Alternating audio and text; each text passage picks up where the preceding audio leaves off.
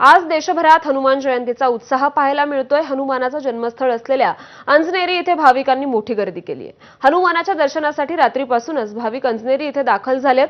काल पहाटे आरती आणि अभिषेक करून हनुमान जन्मोत्सव साजरा करण्यात आला। तर हनुमान जयंती निमित्त मंदिराला आकर्षक सजावट करण्यात आली आहे। आढावा घेतलाय आमच्या प्रतिनिधींनी।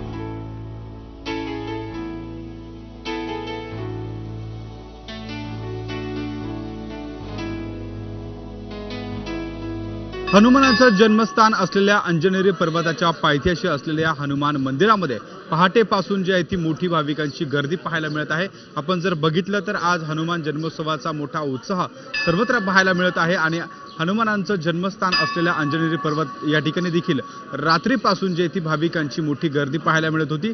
त्यानंतर पहाटे या ठिकाणी हनुमानांचा जन्मोत्सव या ठिकाणी साजरा झाला आणि भाविकांसाठी हे मंदिर खुलं करण्यात आलेलं आहे। आपण जर बघितलं तर या ठिकाणी हनुमानचा जय जयकार करत भाविक या ठिकाणी दर्शनासाठी गर्दी करत आहे।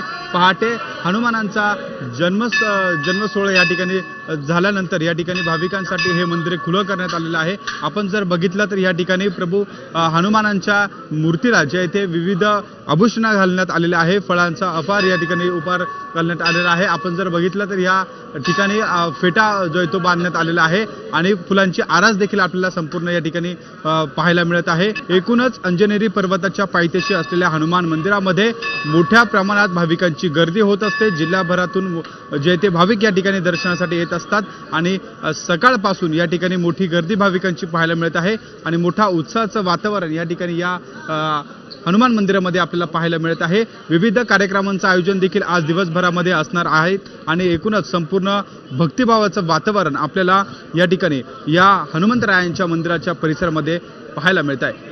कॅमेरामॅन किरण कटरेसह शुभम बोडके, एबीपी माझा, अंजनेरी।